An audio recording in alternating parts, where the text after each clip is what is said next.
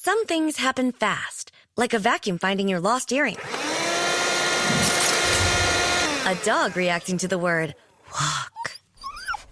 And settling up with friends on the PayPal app. Send and receive money in seconds. Access your balance to send, shop, pay bills, and more. Download the PayPal app to get started. An account with PayPal is required to send and receive money. A PayPal balance account is required to hold and use a balance.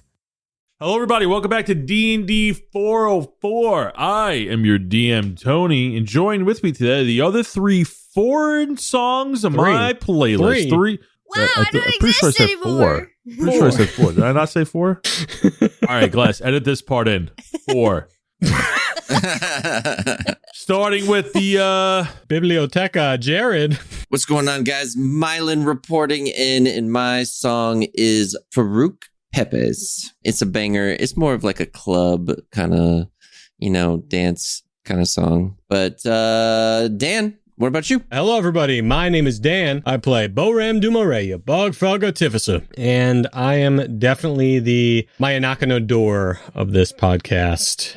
You might know this as Stay With Me by Miki Matsubara. May she rest in peace. One of the most lovely songs ever made. Stay with me.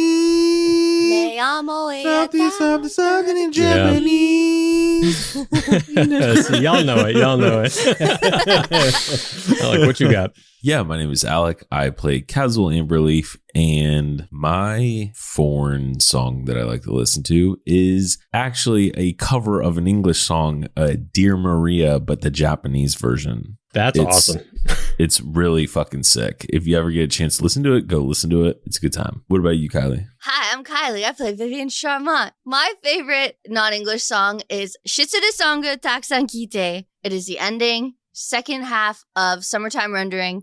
Greatest anime. Disney Plus ruined it because of their release schedule. What about you, Tony? I gotta go with the home and native. I'm gonna go with Amore by Dean Martin. Beautiful, beautiful Italian song. Can't hear me, but I'm nodding. It's amore. That's it. Summertime, windows are down. It's time to blast it. He breaks out the gabagoo, Can't hit us with a gabagoo this early in the morning. Now you know the deal. Before we do the recap, we're going to do the rundown. Today's rundown is brought to you by... it's by me.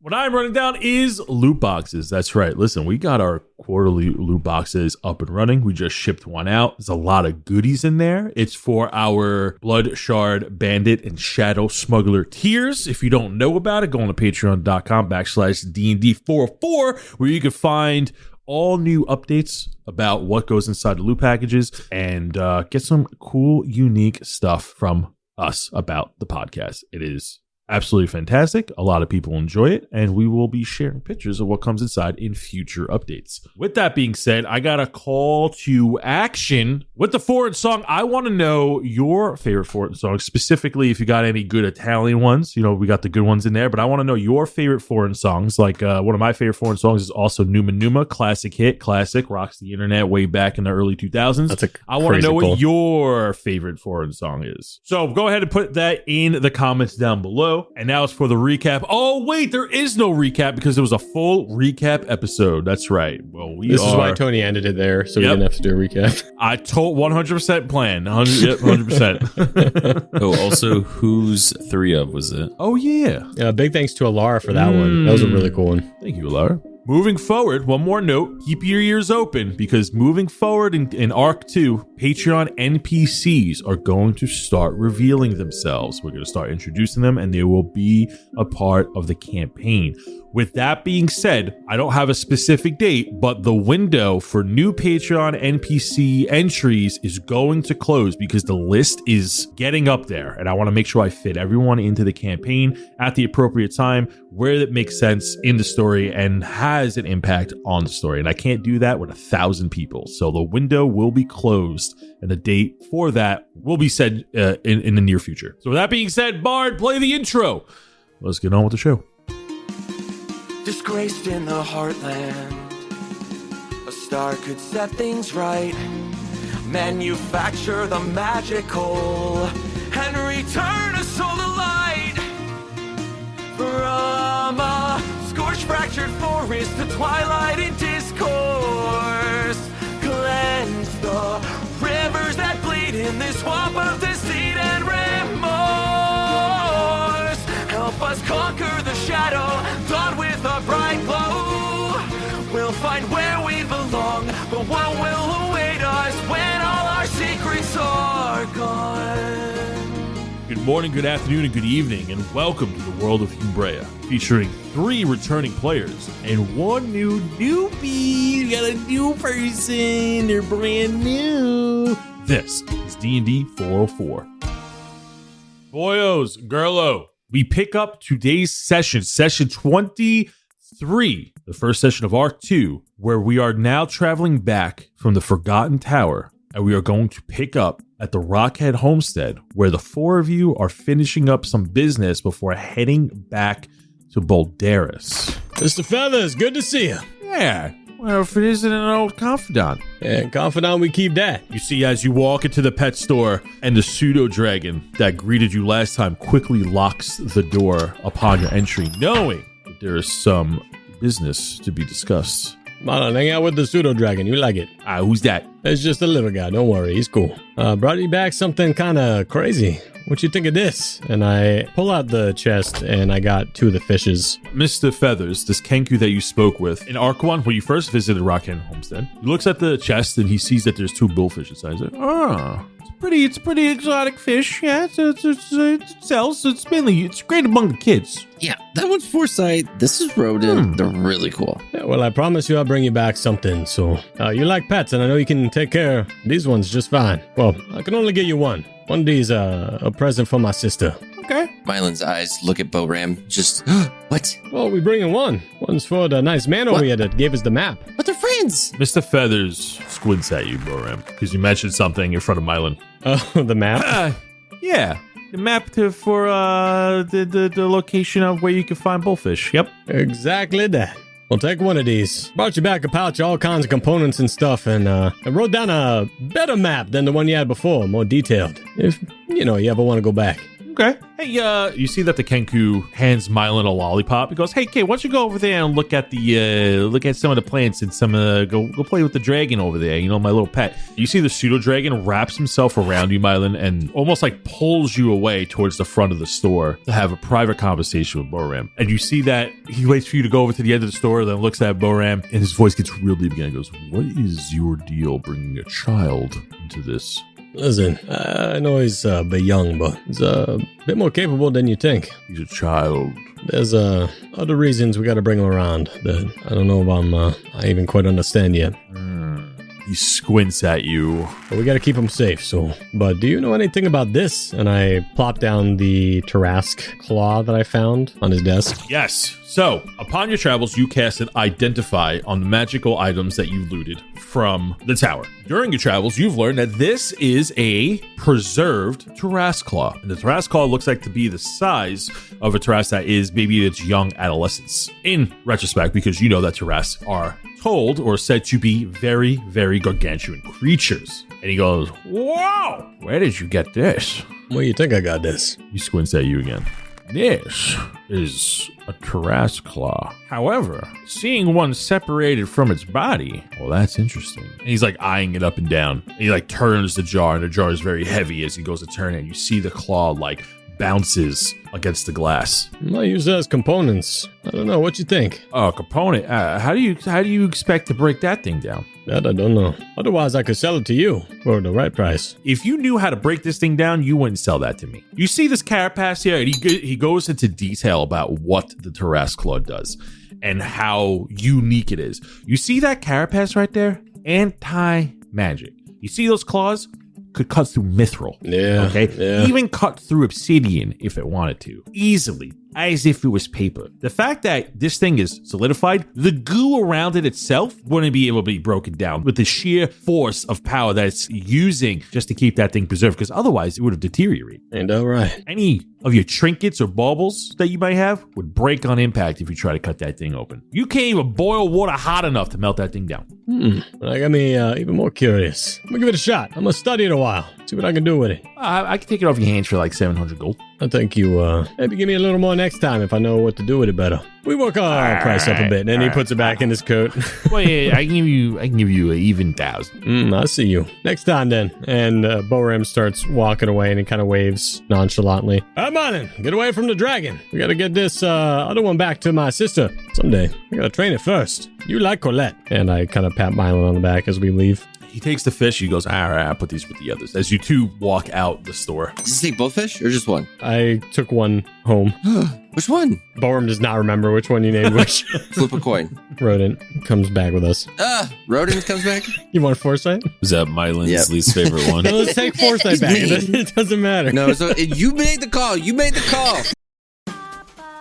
LinkedIn is great at connecting you with the world's largest professional network.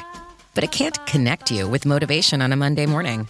LinkedIn can help you get insights from your professional community.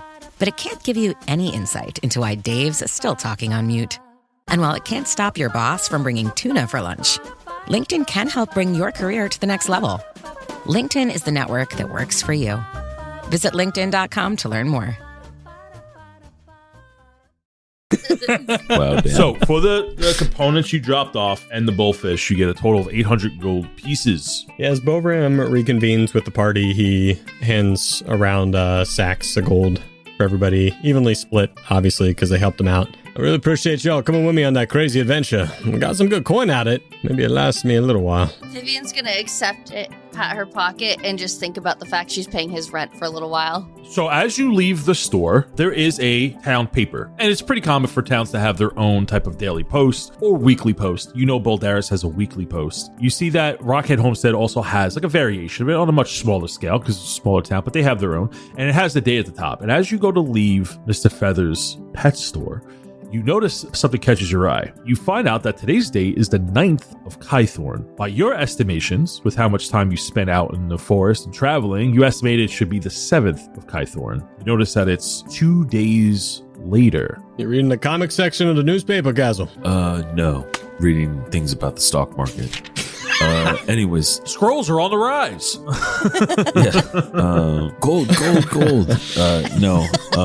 It looks like it's actually the 9th, not the 7th. What do you mean it's the 9th? Yeah, I mean, according to this paper, so I don't know how long we were in there, but apparently it was a lot longer. No wonder Silverhoof wasn't waiting at the cart. I guess he had to eat. Felt like we was just in there about a day. Yeah, that's kind of weird.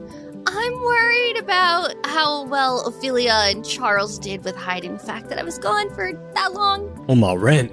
So it was projected about 8 days to be gone. It looks like you were gone for about 10 days. But yeah, I mean, it looks like while we were in there, I guess it went by faster than we thought it did. You don't think we was traveling through another dimension as we were going through there, do you? No, I mean, that's the weird thing. Yeah, I felt like it was just there.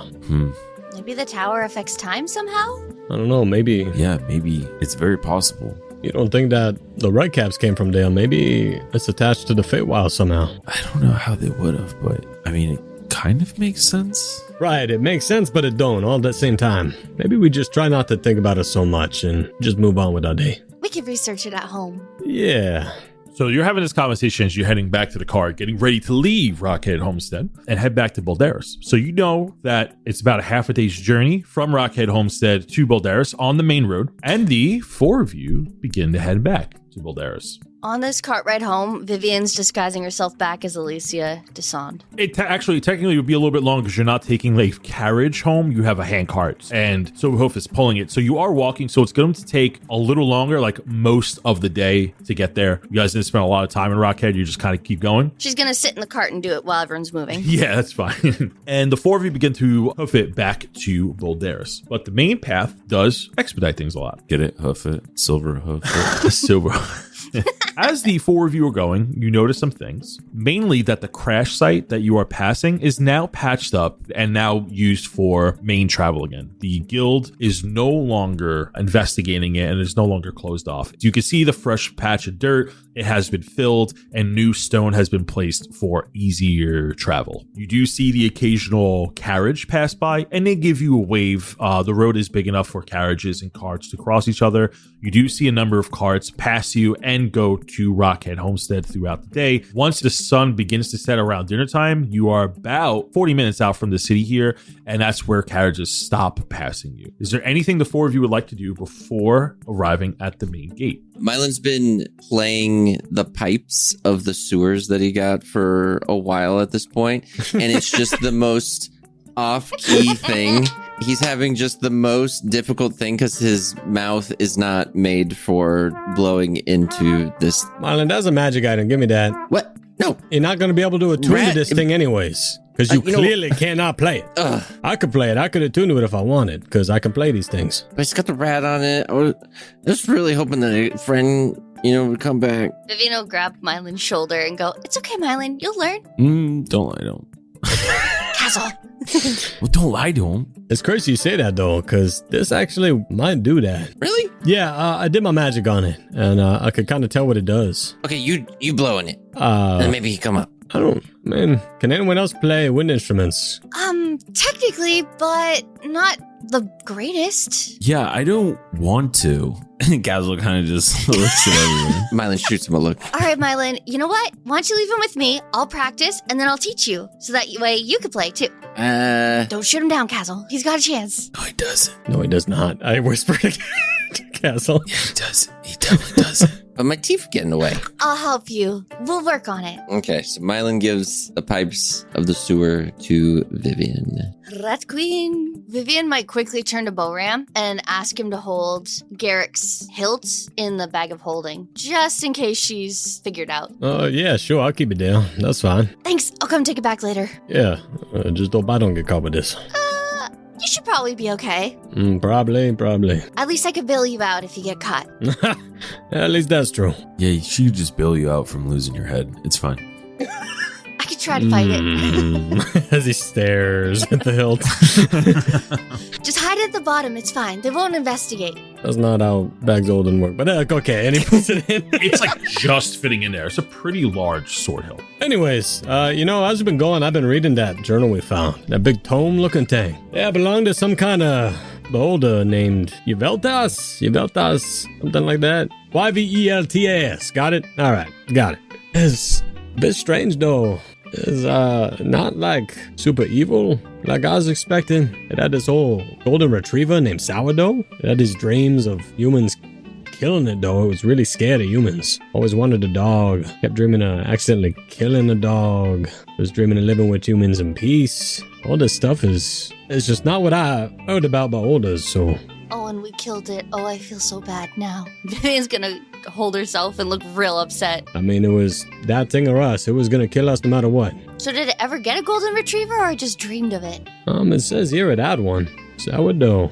Ain't that funny? We was talking about sourdough recently before that. Ain't that crazy? Hey, remember, Myelin? We gotta bring you back some sourdough when we get into Bouldaris. Make you one of them grilled cheeses. Mm-hmm. Could he have confused Strawberry and called Strawberry a golden retriever? I don't know about that, maybe. But I don't think that Strawberry went up there ever.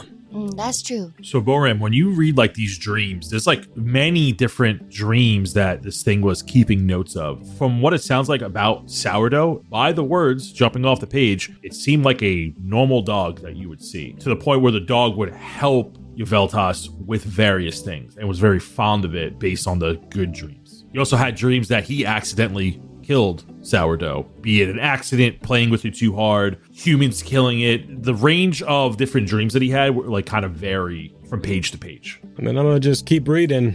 It's a bit long, but... I wonder what happened to the dogs. We didn't see one. Yeah, it did not. Maybe the person that stuck it there did something. We may never know.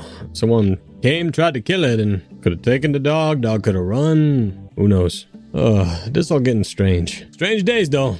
That's what it is when you got a big shooting star above your head. That's true. Maybe it's throwing everyone out of whack, including beholders. I feel that. As you're talking about the journal, you hear a voice coming off of the side path of the road by like some light thicket of trees. He goes, hey.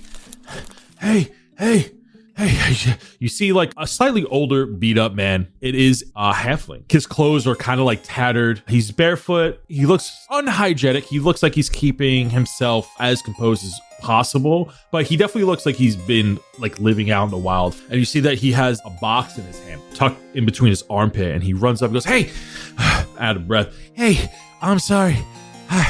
Hi. I'm sorry. Hi. How's it going? He reaches his hand up to shake us. My name's Gravis. Nice to meet you. I'm sorry to bother you. I know you're trying to get home. Whew. Boram just takes a puff of his cigarette and just kind of stares down at his hand like, who is this? Sorry. My name's Gravis. Nice to meet you. I don't mean to keep you. I just have a small request. I was wondering if y'all could do me a favor and I would give you money for your time.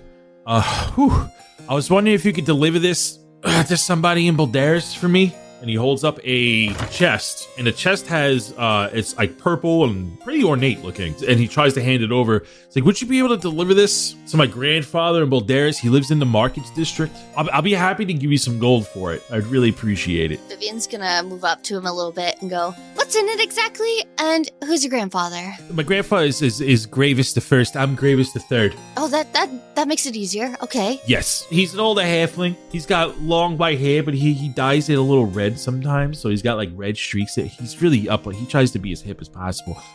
It's medicine. Okay. Will it kill us if we handle it in transit? No. Well, then why don't you just take it? Just come with us and you can take it to him. Mm-hmm. Inside check. Yeah, that's what I wanted. Ooh. An 8. I got a 12. So with an 8 and a 12, he looks off to the side and goes, it's a little complicated. You instantly get the sense that he can't go to the city. Well, okay. I'm a little bit wanted there. I'm embarrassed and I'm so sorry, but I stole some food and some like herbs from the markets. I'm not really well off, as you can tell, to try to help my grandfather, and I got caught and I ran. Basically, I'm kind of like a wanted man there. I promise it's for the good intention. He puts his hands up. Like, I promise. I don't want to hurt anybody, but not many people work for free. So I try to come out here and I try to go between Rockhead Homestead and different towns to try to gather materials and basically ask other people to. All right. Yeah. Open the chest. Let me see it. Yeah, but point it towards yourself. No, it's fine. And he like jostles it. No, if I'm going to deliver it, you got to show it. And I might be able to know if I can do some better medicine, too. He like looks at you. Maybe this guy can help even. And I point to the paladin. Probably not, but... Well, the chest itself like keeps it. It really shouldn't be open until he takes it. What is this medicine? It essentially keeps him alive, but it's like a heart medicine. But the herbs need to keep a certain temperature. And he's like, that's why it's like really cold. And he's like, look, you don't have to put your hand to it, but you can just, if you put your hand near it, you can tell. I put my hand on it. So when you put your hand close to it, it is extremely cold. It feels like almost like a more powerful cooler. All right. As I put my hand on the chest, I'm going to cast Detection of Poison and Disease. You cast a spell, and sure enough, it does not go off. It does not seem poisonous. It doesn't seem ridden with disease, just extremely cold. I mean, there's no creature in here, no contagions. No, it's just herbs and medicinal medicine. I mean, if I open it for a second, it's not going to ruin it. Come on. No, please.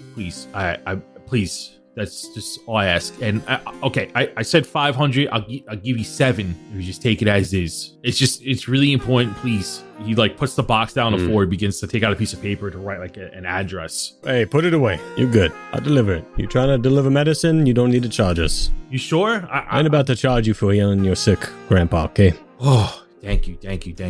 And you see that he puts his stuff away and he goes to hand you the box. And he takes it, and as he's putting it in the cart, Boram does shout back, but if I do find out that this is not medicine, I am writing down your name, drawing your face, and coming to find you, and I'm gonna beat you myself. Intimidation check. I'll give you the help action. Are you proficiency in intimidation? Yeah. It's just Kaz in the background, like pounding his fist into his hand. I have +5 to intimidation. Oh, geez. I got 17, though, with help. He's sweating, and you hear like an audible gulp. Wait, why are you nervous? Because he's just trying to beat me up. Vivien's gonna turn over and go, I'm really sorry for them here. And she's gonna give him 50 gold. I think you might need this, but the threat still stands if this blows up in our face. I can take it back. I can find someone else. It's okay. It's okay. He actually goes to reach for the chest. Very scared. No, it's fine. We good. It's in good hands. I'm just serious about my business. We'll get this to your grandfather. Have a good day. I appreciate that. Thank you. And you see that he like backsteps very shakily into the brush where he popped out from. As soon as he dips behind a tree, you hear some scampering.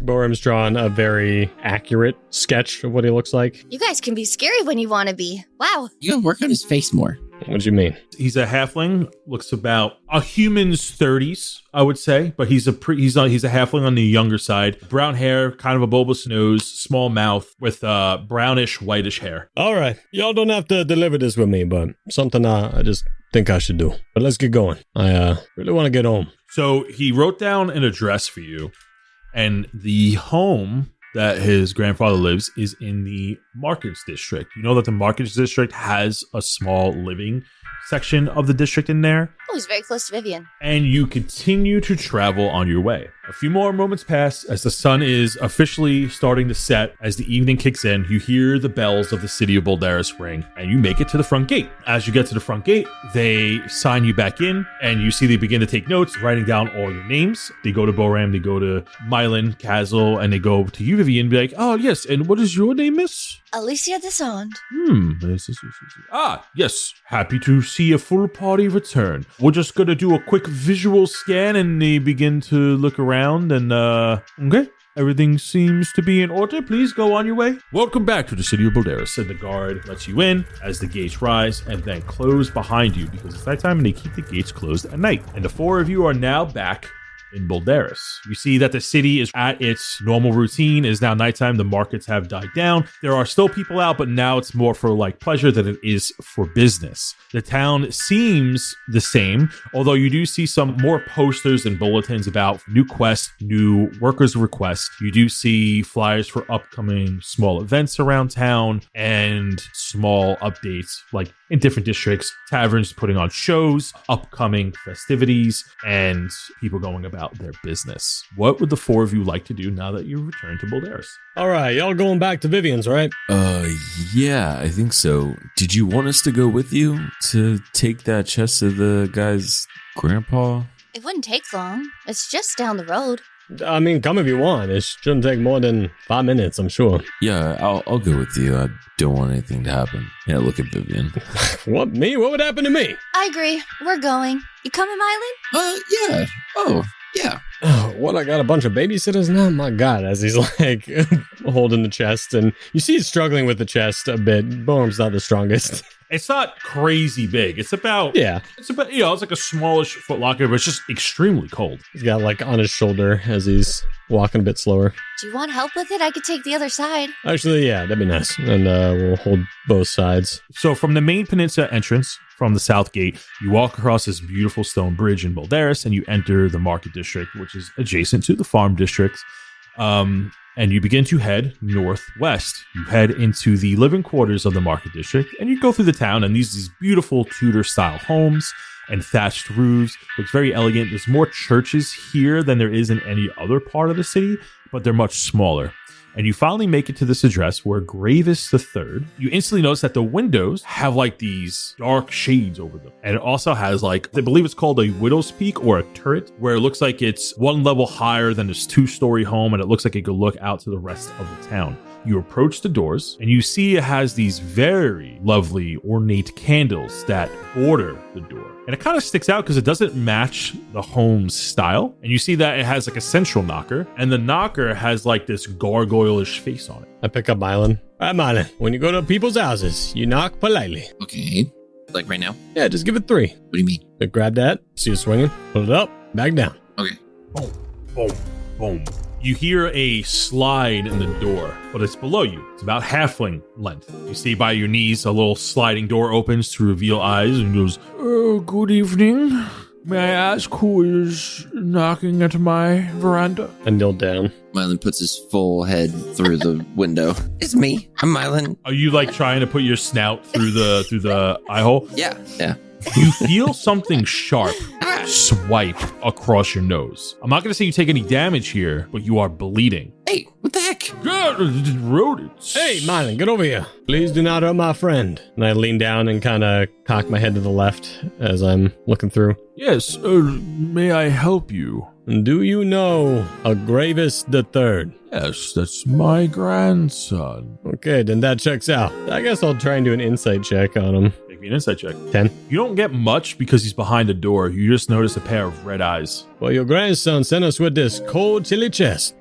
He's always been a resourceful one. I do appreciate it. If you look to your left, there is a drop-off box. I get a lot of mail. If you could just place it in there, I will certainly compensate you for your troubles. You're not the first people to deliver packages from my grandson. Yeah, what kind of package you expecting, by the way? He drops me off like different food and medicines from time to time. I wish you would visit, but you know how things are. What kind of ailments are afflicting you? Maybe I could take a look. I heal people a little bit. Oh, he takes perfect care of me, but I'm sure whatever's in the box is exactly what I need. You know, just in my old age, the heart doesn't ticker as much as as strong as it should. Well, let's just administer it right now. And I go to reach to open the chest. No, please. You go to look at the chest, and it has 2 locks on it. If you please, to deliver, if you could put the package so I may retrieve it safely in my quarters. I mean, if you take my name, I'll come back. I might be able to give you some better medicine some other day, but... Oh, yes, I would love to take your name. Don't give him your name. Yeah, Boram DuMarais. Okay. Okay. Vivien's fussing over Myelin's bloody nose and just goes, oh my god, Boram. Listen, I live over in the stacks. If you ever need some medicine or something, just let me know, okay? He squints when you say the stacks. Yes, you'll be the first person I call if I'm ill. All right. Ain't the first time I've been provided. And I just put the box in his little bin. You put the box in the bin, close the lid, and then you hear some coins jingling on the other side. What's this? I compensated you for your troubles, and please take it. It's not too much. I implore you. Okay. I'm gonna just put it back in the community, all right? Do as what you wish, and I do appreciate your time for what it is worth. And he kind of sounds a little judgy when he says that. Yeah. How much gold does he give? He gave you 2 platinum. The heck? Man, this might be able to help some people out there. Yeah, this isn't medicine. This is not medicine. Yeah. I'm glad we did a good deed today. Gave that guy's medicine. You did a grave deed indeed. Grave? Great. Great deed. Well, you have a good night. And he quickly shuts the door. Maybe this is why people think you're a drug dealer. Yeah, I was never here. And Kaz'il starts to walk away.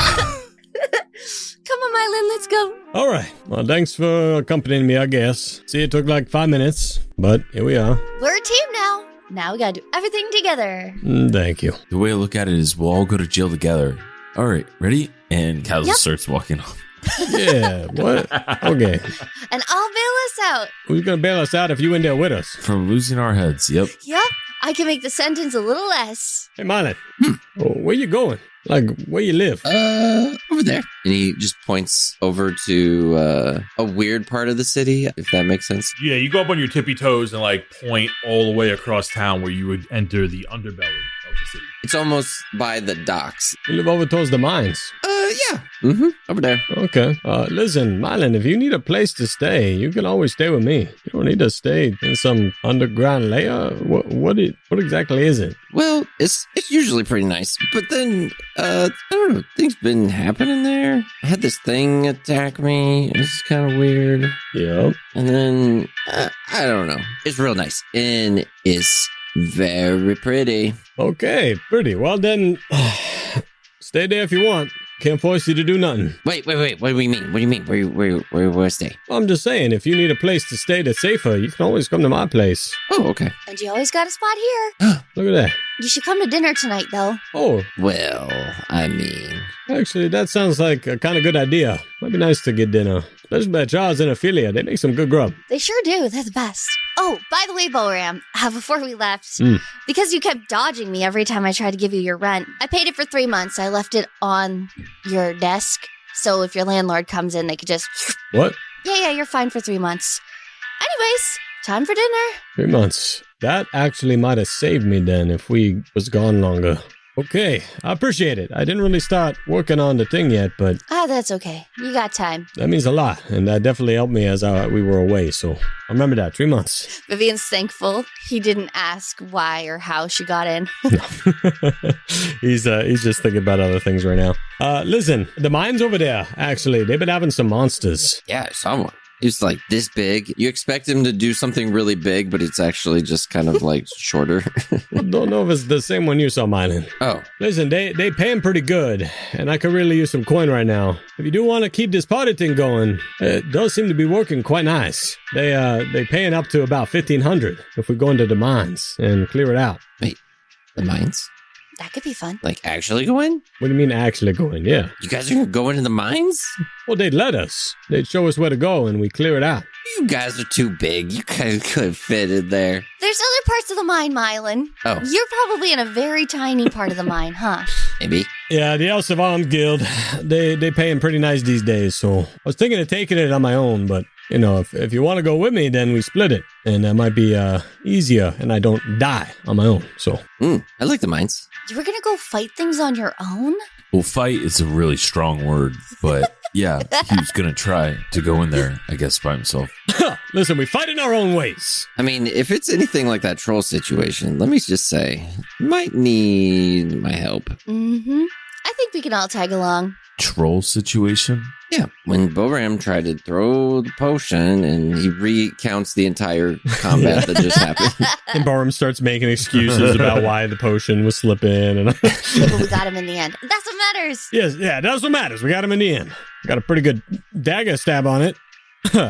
Let's go to dinner. And Boram starts walking away, smoking a cigarette. Yeah, dinner sounds good. Let's head over. All right. Let's hope we have no guests waiting for me at my house.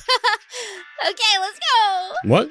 Oh, yeah, I really hope your dad's not there. I hope so too. Let me sneak in first ahead of you guys. I think I'd rather go to the mines. No, it's okay. He won't be It's there. okay. He won't be there. You know what? Maybe I go to the mines. I go to the mines right Myelin, now. I No clear one it will out. be there. I'd rather go I there. have lots of milk and lots of food for you. He squints as he's like conflicted. There's no fathers there, I promise. If he's there, I'm out of there. Okay. I'm leaving. I'm leaving so fast. We'll keep you on the outside. Blink and I'm gone. Okay, just come back later. Please.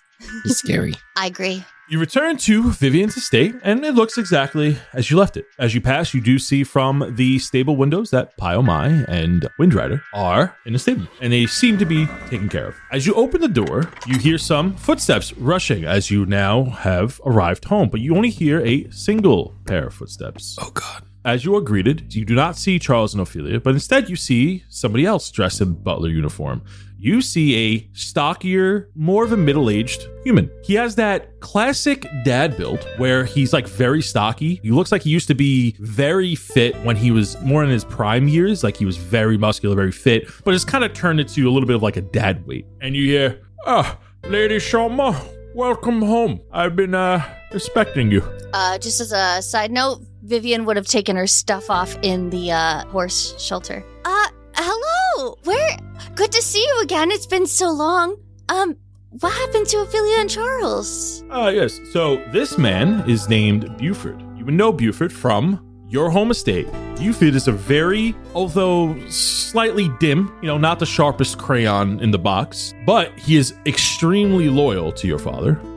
Hey, Charmant. Well, Charles and Ophelia, they were reassigned to a different location. Your father came by, saw that you weren't around for a few days, and decided to give him a new assignment at the main house. So he put me here, wait for you to return, and take care of you, and address any needs you may have. Buford, I was just wandering around town. For 8 days? Yes. I was mad with my father. I didn't want to see him. And I know he kept coming here. So I stayed a little bit with Nuella. I stayed a little bit with some friends. Well, you see he takes out a very long notepad and he goes through the rules. According to Rule 54, you must return home every night by yourself with no gentleman partners or lady partners of the night. He closes the book. I have none of those. I have companions. There. And he looks back at the note. I think that falls under Rule 54. What about me? He is not like that. It is not like that, Buford. These are my friends. Kaz'il is known as my knight.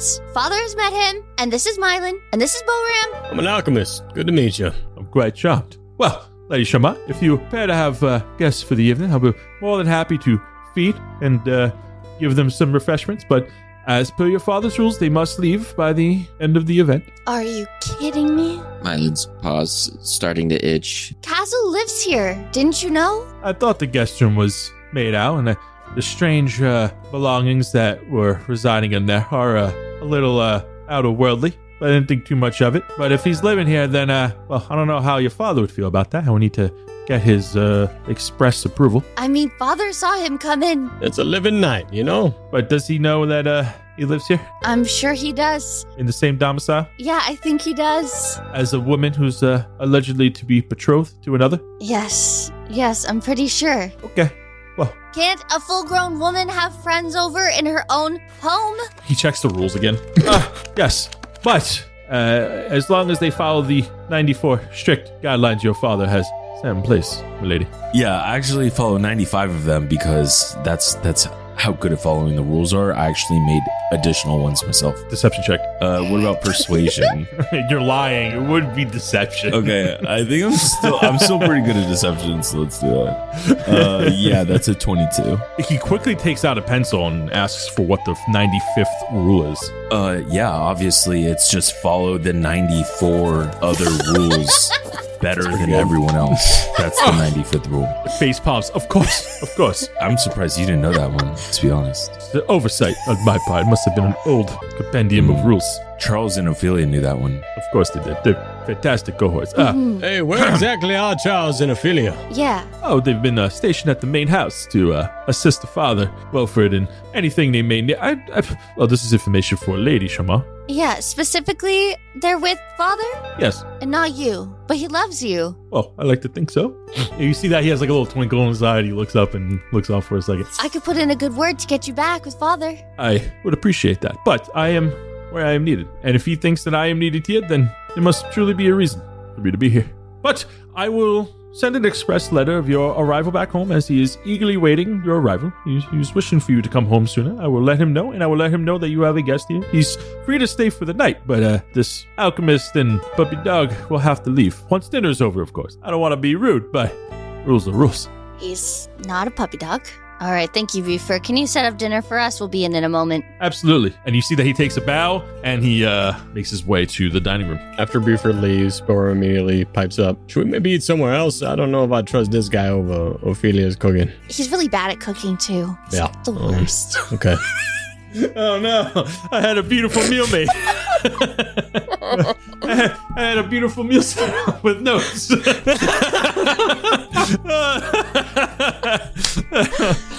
don't want to back on that. Let's give it a try. Oh, No, look at class, that, keep my this in. postage Keep and this in. everything. Keep this in. This is the railroading we're talking about. Now we have to eat here. This is exactly what we're talking about. Tony forces us to eat at places we don't want to eat at.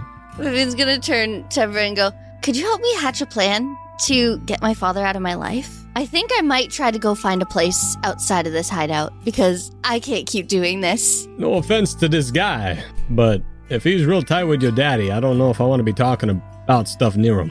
Just doesn't sit right with me the way he's doing that. Yeah, and those 94 rules are awful. They're the same rules I had growing up, and I don't want them now. Yeah, what's with his eyes? I feel like, he's looking straight forward, but everywhere you go, he's like always looking at you. It's like one of those paintings. Mm-hmm. He's scary. That's why he's father's number one. He's always had his eyes everywhere. There's only one night we were able to get out of him, and wasn't a great idea. But that's for a different day. As you turn to Myelin, he's just full on itching all over the place. All right, let's take this elsewhere. Come on, Myelin. All right, Vivi. Wait, I thought we were eating here. He said he had a delicious meal.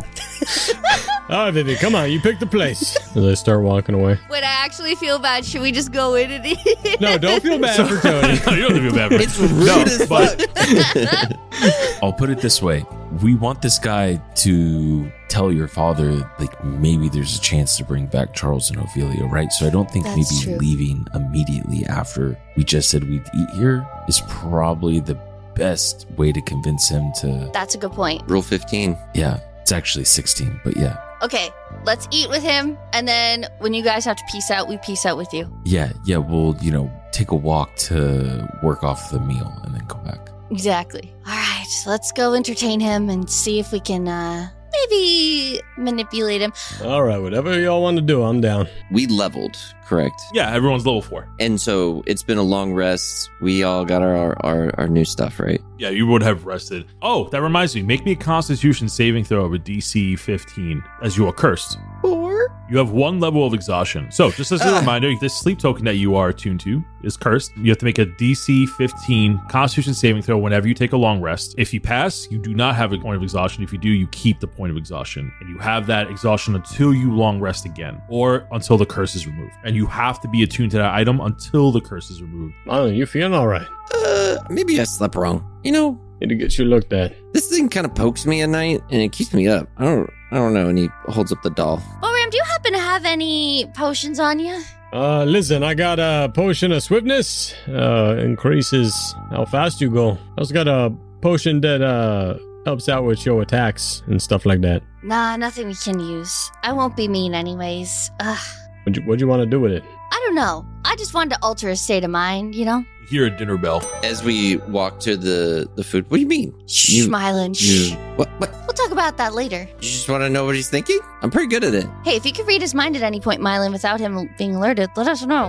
What if we just... And he thinks to himself. He kind of trails off. You go to the dining hall and you see 4 place settings, 1 for each of you. You do see that on the table is a big duck on a silver platter garnished with vegetables. Golden brown, looks delicious. You also see a giant bowl of rice with various types of seafood sticking out of it. And you also see wrapped bacon. And you see that as Buford comes back into the room, into the dining room, he is carrying pitchers of ale and water. And you see that he actually has, over his butler's outfit, has like a little maid's apron on. And you see that he even has like a little tiny chef hat on, really getting into character. He goes, thank you for joining. Tonight we have a beautiful roast orange mountain duck. On the sides, we have green spear bundles and raspberry bacon and moonshade seafood rice from the deep of the Fae itself. Please enjoy. And you see that as he places everything in front of you, he bows, and then as he's bowing, he backs up into the corner of the room. You see that everyone has their own place setting. Myelin, you have a cat bowl that is well decorated. It says "Good Kitty" on it. And you see that Buford appears next to Vivien. He goes, sorry, milady, I didn't have a dog bowl on hand, but I figured a cat bowl would be just as fine, as dogs can't usually read. And then he backs up. Buford, 1, this isn't a dog. He's Myelin. He's a panda. 2, he can read. Wait, can he? What, Myelin, what does it say? Yeah. Cat. Are you sure it says kitty? Are you sure you can read? Yeah, see. But there is a picture of a cat on there. He read the picture. He has a dictionary now. He's sounding out the picture. Oh my god, that's so fucking funny. Well, yeah, but I guess never asked him if he knew how to read. We just gave him the dictionary. I haven't read it yet. Myelin, you know how to read words. I was getting motion sickness in the cart, and you know, when you read and move at the same time, it's not fun. That's not what I asked. Do you know how to read words on that page? Yeah, I know how to read words. Okay, thank you. See, he's fine. Vivien will turn back to Buford and go, your cooking has gotten a lot better, it seems. Amazing work. Could you please pass him a plate for dignity's sake? Of course, milady. What's wrong with this one? It's got a picture on it. Your plates don't got pictures. And you see that he goes back to like the culinary cabinet where a bunch of like plates and the fine plates are. You see he reaches all the way in the back for something that's a little more scratched up, but still looks nice. And he places it in front of Myelin and takes the bowl. Just moves it slightly over. Do you want me to put water in there, sir? He prefers milk. Yeah. Of course. And you see that he pulls out a little carafe of milk and pours it in the kitty bowl. Enjoy. Oh, milady, I also have a stack of letters for you. Your usual stack of letters from your father requiring updates. And he hands you like a stack of letters. Essentially, all the letters are just him yelling at you. He goes, and you have been cordially invited to a fancy feast at the main house on the 15th.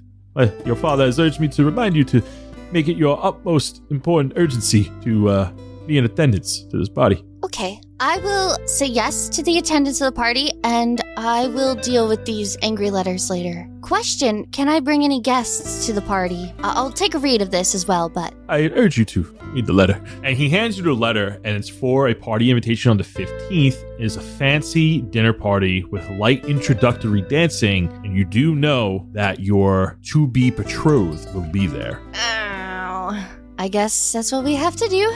We're going to a party. Lady Charmant is going to a party. And he looks at you, Boram. I side-eye him. I don't know how to dance. What is dance? Vivien's gonna take a look at everybody at the table and give like a don't talk about this look, but we're gonna make a plan. Yes, I have to attend a party to meet my future husband.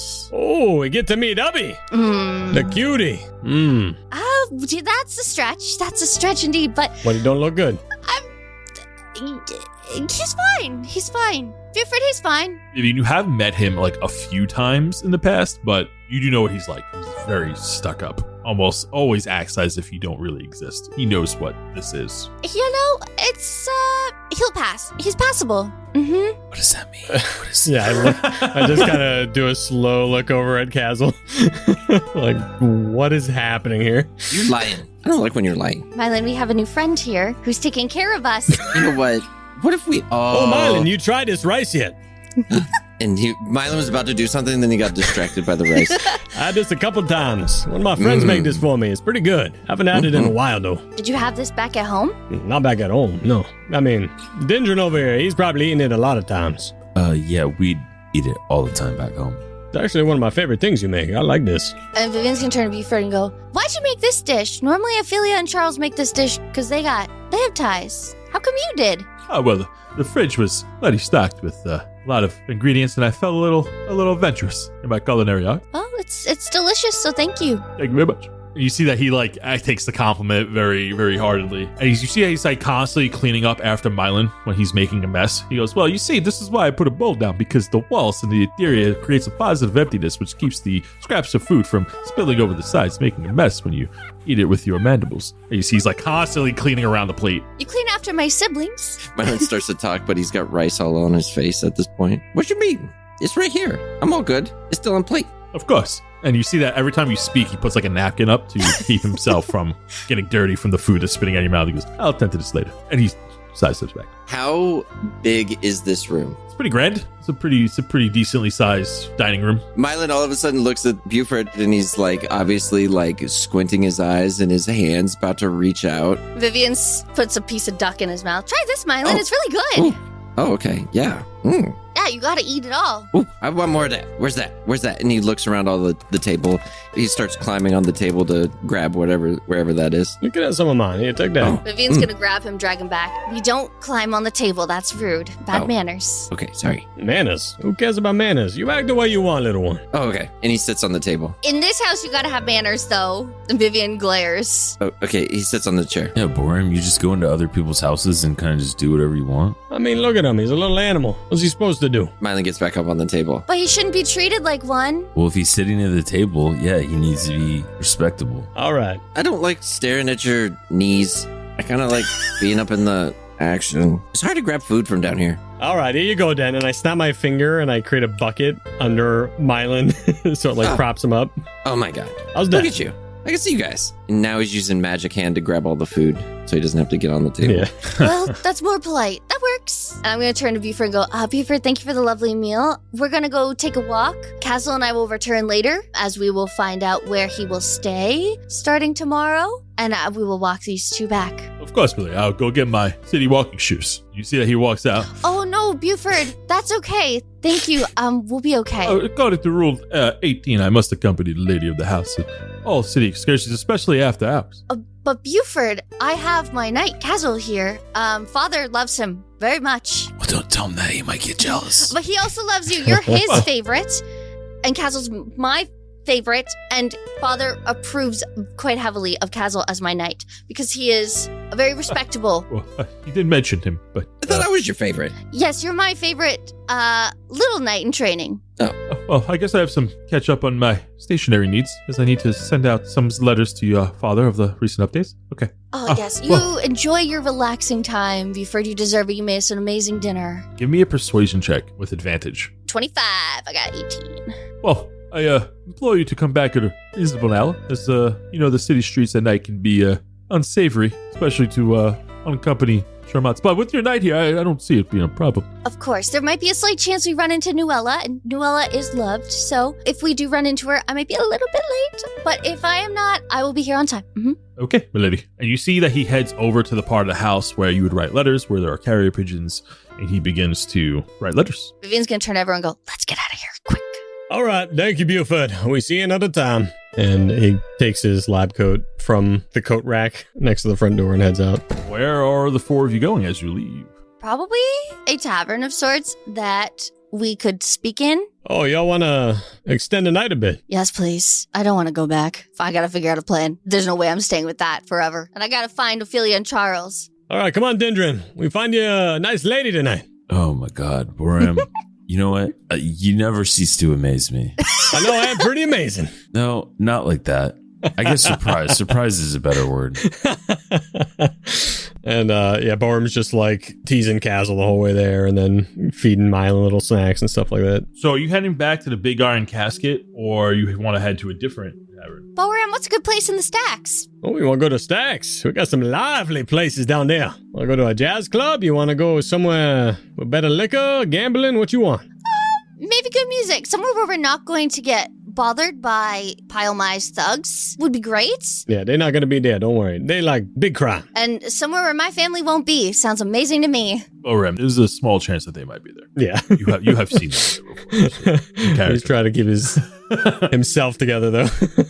All right, how about Roosties? Sounds good to me. So Roosties is in the Portside district, where a lot of shipmates, crewmates, people who work on the boats tend to live or stay, and people who come in and out of town rest their head for the night. It's more outsiders than citizens of the town because it's people who are docked there overnight before they sail out of Bouldaris. But there are people who live there who are dock workers. So you head to Roosties, and Roosties is in the southeast part of the town. And you would know this because, Boram, you had been here before in your own private time, and more recently in Arc 1. Roosties is a long tavern, and it overlooks the bay of the dock area where all these ships come into Bouldaris. You walk in, and it is pretty lively inside. There's music being played in the corner. You got your standard loot going. You have some faint singing in the background. There are people ordering drinks. And you walk inside, and sure enough, there is a table towards the center back where the four of you can sit. All right. Well, let's take that spot in the back corner. Yeah, that sounds good. You see Boram like knows some of the people there and that he's kind of like waving to a couple of them as he's walking by. Probably stays and talks to them a little too long before finally sitting down with y'all, bringing a bunch of ale. As you go to sit down, you go to grab your drinks. Kaz'il takes a seat, and Kaz'il, the second you sit down, you feel a tug on your cape. Of course I do. I look over. Kaz'il, it's you! Oh my God, I didn't think I would see you in such a long time. It is Sunny. Oh, Sunny, hi. Kaz'il, oh, where have you been? Whoa, you say, see, you got some blood on that sword. Look at you. And he looks at your blade that's in the sheath, and he notices that you've been out of town. You look a little rugged. He goes, oh, tell me what you did. Did you find any monsters? Did you beat some guys up and throw some thugs in jail? And she's very excited to see you. Oh, yeah, Sonny. It's good to see you too. You're not here to, rob anyone, are you? No. How did you say? You never poop where you eat, you know? Okay. But yeah, no, it's good to see you. Good to see you too. I'm gonna be honest, I've been looking for you the last couple of days. I missed you. I wanted to see what you've been up to. Great stories. Meet anybody up? Kinda, not recently. No, nobody? Kaz'il's clearly not trying to just go into full story of like what we just did for the past few days. Vivien's gonna lean over and go, Kaz'il took care of 2 guys by himself. What? What happened? Tell me everything. Okay. When you say it like that with no context, it sounds kind of weird, but, Huh? What do you mean? never mind. 2 people came into my room. Oh my God, it sounds even worse. And Sonny pulls up a chair. They tried to, murder me. Kaz'il says it really under his breath. So I kind of just, did what I had to do. Edge of her seat. What'd you have to do? He killed them. Yeah! Jumps up on the chair with 2 fists in the air. That's awesome. Okay, murdering people's not awesome. Murdering bad guys is awesome. Killing monsters who try to eat people are awesome. It's more justice and self-defense is how I like to put it, not murdering or killing them, It sits with him better. It's the truth, they tried to kill me and I was defending myself. I think this is probably where Boram sits back down and hands around some ales. Ah, Sonny, good to see you. Ah, Boram. Coming to the spot, I see. The spot. Come here a bit. You've been taking care of your ops. The ops never see me coming. They're always looking, but they never know where to look. Never would you. Under their nose. She loudly whispers that. Oh, Sonny, never change. Ha. I'm gonna turn to Myelin and go, Myelin, do you remember Sunny, right? Oh, yeah. What's up, big dog? Dabs you up. Myelin just has like a limp hand at this point. He's just like, doesn't know what that was. Oh boy. We'll teach you that too, Myelin. It's okay. Myelin, maybe you and Sonny could hang out sometime. You're about the same age, right? Myelin, how old are you? I forget. He takes out his fingers and starts doing math. You said you were 13, right? Oh, that's like 137 in dog years. Right? Right? And then when you start talking about dog years, then Myelin starts perking up. But isn't it crazy? Because they age early, but then later they age later. It's so crazy. It blows my mind. Have you talked to a dog before? She looks at the rest of the group and then looks back at you. Yes. Yeah. What'd they say? Tell me the stories. Her cat ears are like poking up. Vivien's dying in the corner. They normally bark, but some of them speak words. Yeah, they do. She elbows Boram when she says that. Boram is kind of laughing a bit to himself because Myelin is just like following through this conversation. All right, well, Myelin, here's your celebratory strawberry milk. Ooh, the strawberry. Exactly, the strawberry. And they cheer Ales a mug to his strawberry. So what's the move? Now that you guys are back in town, what's the move? We gotta talk about that, actually. Vivien wants to keep us together. She likes us so much. Ain't that right? Well, okay, we don't have to say it that aggressively. I enjoy hanging out. Sonny, you know everything around town. What's a good spot to live in? Good spot to live in. Where nobody knows where you are. Yeah, that's right. Well, if you're looking for a place to stay, I mean, Portside District is where you want to be. There's plenty of houses. Nobody expects to live here. And, well, there's a lot of people coming in and out that, nobody gets too familiar. All right, you have me sold. Kaz'il, we gotta move you out soon. Should we find somewhere in Portside District? Yeah, that's what I was thinking too. Probably finding a good place that no one knows about, I like that. Boram, how quickly can you work on that clone? Don't forget, the clone, we'd have to try and find someone to do that. Disguising, I don't know, it'd take 10 days probably to make an item that keeps someone disguised for long. But something like a simulacrum, in a way, it almost sounds like a rumor that people can even do that. Like the wizard I knew said it would take probably 30 years maybe before some people could do that. I don't know. Oh, we don't got that kind of time. Well, I gotta figure out a way to appease my father while I get things in order. But with Buford living there, I don't think I want to wait around for long. I mean, I've been trying to find a bigger warehouse that I can put more items in. If y'all want to go down on something together, make it a bit of our own little kind of guild house, I mean, that might be cool. Ooh. I don't know. Never thought about doing something like that with other people, but... I'm in. I got the funds to start it. Sonny, we can make you a hideout too. Oh, well, I already got one. Well, second backup hideout. If you ever gotta flee. Myelin has a hideout, and then now he can have a backup hideout. Also, Vivien, if you're gonna, break away from your family, you might be kind of tight on money, right? Coming up? That's what I'm worried about. So maybe not blowing all of your money right away on a hideout. Yeah. We might want to, just see what we can all put in together. Yeah. How do you be poor? Well, you're gonna find out. I think. Let me tell you, it's great. You go into trash cans and you get all the food and it's free. People just throw it away. What do you think about eating magic spells and items and paper? That's a Myelin thing. It's great, right? He shakes his head. I need to practice that over these next few months. You're right. I'll take all your money and then you can live in the hidey hole. Oh my god, it's like trading spaces. Love that show. Well, we need to find Ophelia and Charles first, because I really want to make sure they're okay before I really cut things off. If I can, I want to take them with me. They're kind of more family than anyone else. It's good and all that you trying to get away from your family, but how do I put this without... I'm just gonna put it plainly.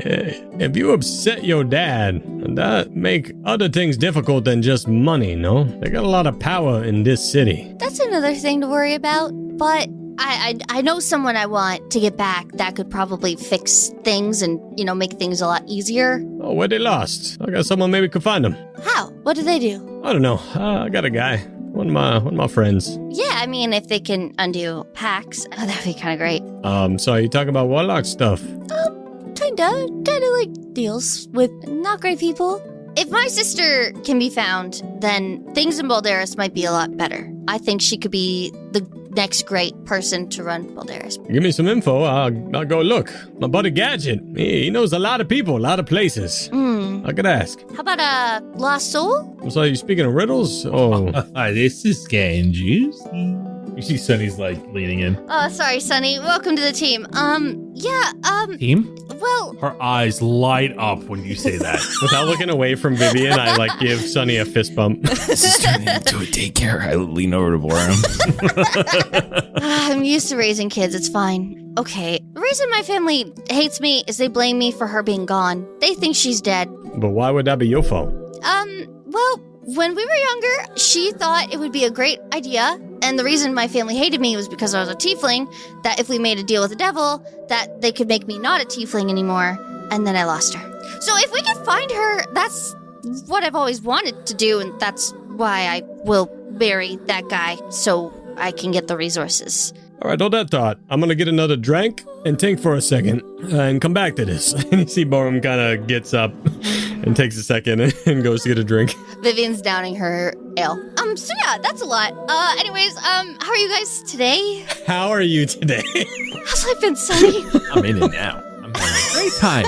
So you need to get a hold of some shady people? Is that what you're asking? You want to make a deal? I don't want to make any more deals. I just want my sister back. If I can break the contract that was there, it's a weird one. I don't even know if there is a contract, but it was a very stressful time. It sounds like you need some outer-worldly help. Have you ever visited, like, a church or something? Oh, I avoid those. But I could investigate one. Because she's a demon and looks at Myelin. Okay, that's not very nice, Sunny. I'm not a demon. Oh, you're not? She takes out, like, a little lighter. She goes, what happens if I did this? And, like, puts a flame Okay, in. that's not very nice. That doesn't really hurt, right? It's not my fault. I'm just saying. I'm just saying.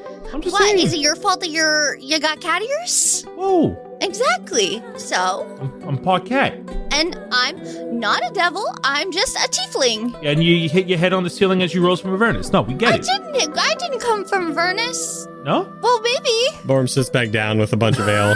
He's got a bunch more ale. He's even got a couple shots. Oh, thank you so much, Boram. He's gonna down one shot. Oh, that was for me. I'm sorry. I'll go buy you another one. No, it's good. It's cool. I got another one here. So I appreciate that, Boram. Thank you. See, something goes to reach over for Kaz'il grabs her from her hand. and I pulled away from Sunny. Oh, what? As a valuable member of this team, You will be drinking water to stay hydrated because we need you at your best. You the lookout. Or milk. You can have milk too. Oh, yeah. Do milk. And Boram gives her like a glass of milk. you see, she picks it up, but like licks it up with her tongue rather than actually drinking it. Some cat instincts take over. All right. You say the devil, but like, what exactly did you make a deal with? Do you even know? No, I don't, because I was like 11. Willin was older, and she thought that if we made a pact with the devil about me not being a tiefling anymore, that it would work. But then it took her, I was human for like 5 seconds, and then I begged for him to give her back, and I would be a tiefling again, and he just turned me back into a tiefling and took her. What's wrong with being a tiefling? Nothing. I like it a lot. My sister thought that would make my family like me more, so I went with it. Let's see. Oh, that's a lot. Okay, well...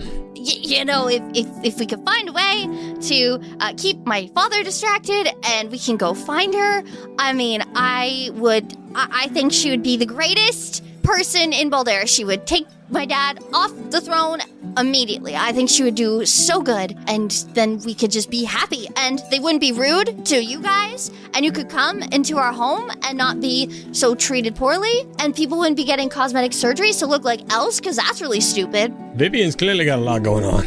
I look over at Kaz'il and take a shot. So we come here to have fun? Is this part of the fun? Oh, sorry, I took over. We can have fun. You forget everything I said. And then Vivien's just gonna down the drink again. All right, down to brass tacks. When you say devil, are you talking about Asmodeus or a devil? I don't know. That's the one thing I didn't ask. I was like your age. I didn't ask too many questions. I mean, if Asmodeus is appearing on a material plane, then that's a bigger issue than a devil. I mean, I hope it wasn't him, but it's very powerful. I don't know. I haven't met too many devils. I don't really leave Bouldaris until recently, so. You seem to know a lot, though, Sunny. I mean, I know who Asmodeus is. Yeah, anyways, this doesn't need to be solved today. I just came out. Yeah, anyways. So Guildhouse? Yeah, Guildhouse. That's gonna take some saving up, though. That stuff's not cheap. Right. Do you guys want to sit a couple days and apply to the mine task, or what? What you want to do? Sure. I have an item that'll be ready on the 11th. Okay, yeah, we could wait like 3 days then. Myelin, where you staying until then? You gonna stay in your little ideal? You can stay with one of us.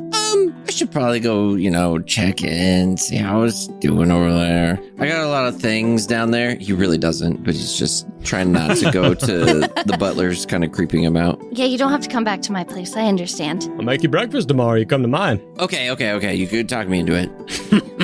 All right, we have a little sleepover. No, I come in the morning, and then we get food. Okay, that's fine, I guess. Oh, you want me to go? Okay, I'll come over. Just trying to make sure you're safe, because the mine's clearly having problems, and if you stay in there, I just don't want those problems to make their way to you. Go have a sleepover, Myelin. It's a good idea. All right. You don't have to stay long, just a few days until we clear out the mines. Then I feel good about you staying there. But I got all this gold, and he holds up this huge... All right, then I teach you how to spend it tomorrow. But I like it. Saving it's not a bad idea, too. All right, Vivien's in, Dendrin, you in, right? Yeah, I'm in. All right, 3 days. She got an item coming, whatever that means, and then we go in. We apply to the guild there. And I'll see what I can pull out of my bank in between for savings. Oh, I'm dropping my money off in my hidey hole. So, if you need me to just drop it off there, just let me know. Thank you, Myelin. We're going to check out your hidey hole first before I see how safe it is. Okay, first off, no one goes into my hidey hole. You're too big. Maybe Sunny can chase you one day. I'm too fast. See Sunny just checking out her nails. Sure. All right, well, let's just have a few more drinks, and then I need to get back to my place, because it's been a while. And we got to get back before our stupid curfew. Myelin is going to stay with Boram, but he's going to drop off some of his items at his hidey hole, and it's on the way. But he's just going to make Boram stay in a spot just so he doesn't know where it's at. Oh, I'll wait out here, don't worry. But that being said, Vivien, Kaz'il, you finish up drinks. Sunny says goodbye. He goes, all right, so we'll meet back here tomorrow? Sure. We can definitely say hi. Fuck it, yeah. You coming with us, Sonny. Part of the team. As long as you stay low. Oh, I know how to stay low. Okay. This will be good for Myelin. That's kind of what I'm thinking too, actually. He needs a friend, like his age. So, with that being said, Vivien, Kaz'il, you two retire back to Vivien's estate. Boram, Myelin, Sunny, you go to the underbelly of Bouldaris. Now, you know that the underbelly is mostly a mining facility, but there is a small section that people travel there. There are little stores there for people that prefer to live on the ground, and somewhat like a small living quarters. But as you walk down, you begin to descend down the shaft, and you notice that it's pretty barren. There is nobody on the entrance, which is a little odd because there's still creatures that live there as their main domicile. As you walk in, you are seeing a bunch of these notices around the entrance, and it says demolition by explosives, midnight of the 9th of Kyleigh. I grab Myelin as he's walking. Myelin. What? It's just right up here. You gotta wait here, though. No, hold on. Do you know what this says? Read this. And I hold him up and put his face towards the poster. You got me too close. You got me. Sorry. Oh, okay. Mm-hmm. You know what demolition means? Is it food related? No, Myelin. I think they're about to blow up your little ideal. And that's where we're going to end this week's session. Whoa! No more hidey hole for Myelin. My milk. No. My milk. My milk. My hidey hole. As you stand on the outskirts, walking into the underbelly, looking at this notice, a large explosion is sounded from beneath. You just see all Myelin's things in the sky. Bottle milk flying in the air. It's just rags. You hear the explosion from deep within. Nothing visually pops out from the rock, from this town or anything. But yeah, definitely an explosion happens and you're pretty close to it. So you hear this loud, thunderous explosion. Good stuff. That was a crazy session. I didn't expect to go into the Vivien deep lore this session. Yeah. I didn't mean to. It just kind of flowed out and it worked well. I was trying to hold on to that for a long time, but there it is. There's the main thing she's fighting for. There it is. Deal with the devil. Where will it at? Okay. The devil stuff was crazy, though. Boram's like, what? What do you mean, devil stuff? What happens if I put this flame to you? That was crazy. I love Sunny, dude. Sunny's great. She's going to be our little hireling forever.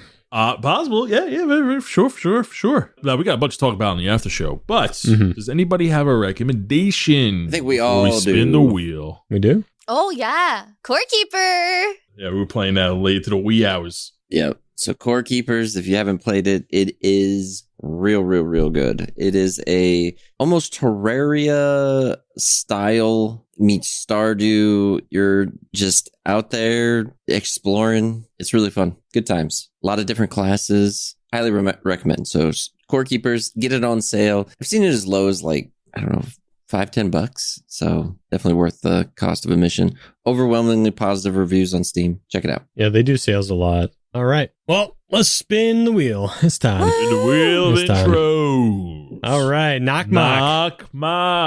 Look at that. Woo. And Knock Mock says, joining me today are the 4 other pet peeves I encounter every day, starting with the can you finish the 1,000% food on this one. in your mouth we did. before talking We're about Jared. to do it again. But Kyleigh hasn't, so we're doing it I again. gotta think of another pet peeve. I got man. more pet peeves.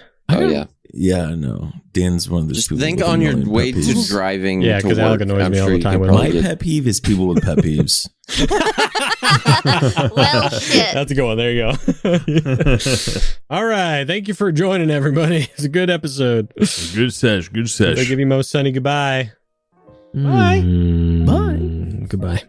I'm so excited to be a part of this for the people. Yay. Kaz'il! In the dawn of time, within the cinders of burning ashes, kindled by legendary warriors' burning spirits, lay those who remain in the cold, cooling embers of the shadows. As the world is born, burned, and renewed, there are a few whose legacy transcends stories and fables. Their legacies etched in the very fabric of human history. They are known as the Shadow Smugglers.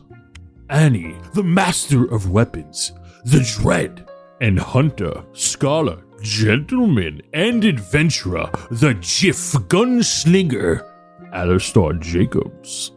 Next are the Bloodshot Bandits, those who get the job done. Called in when armies and heroes fail, the Bloodshot Bandits arrive with fierce confidence and triumphant power. For when the Bloodshot Bandits arrive, foes fall, and the only thing that remains is the enemy's hushed whispers of their regrets. They are Artemis, the fighter and guardian of Kemi-Jo, Lord Drama of the highest of elves, master of the finest fineries this side of Umbrea. Next is the rogue changeling, Sly. Then we have Knock-Mock, Novo's biggest competition, followed by Brandy Woodburner, the wine-wielding wood elf. Then we have Gloric Nightbreaker, the dwarven fighter, Apani Lightbringer, elven cleric of the Corolia Larathin. The Purple Hermit has entered the battlefield.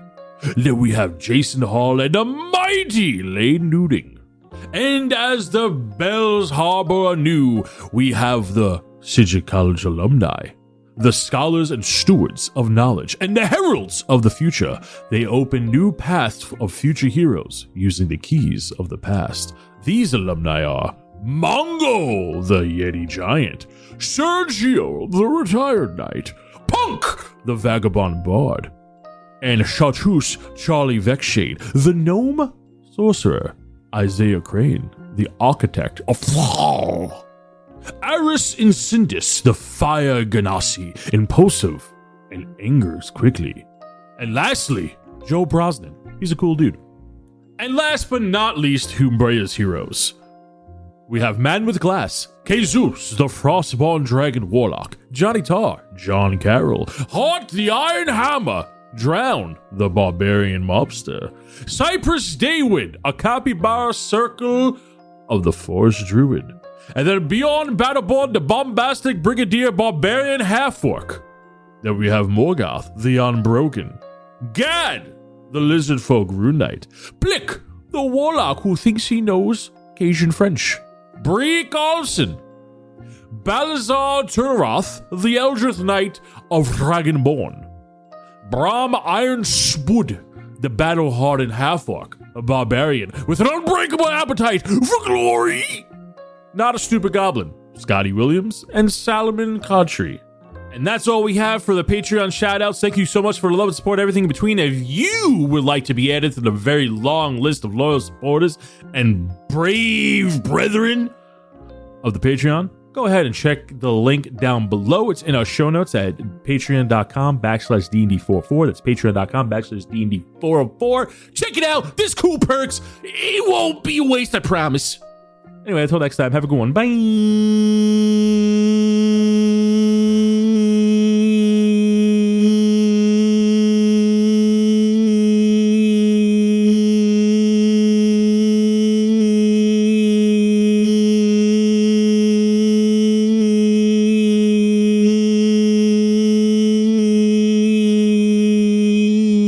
Smooches.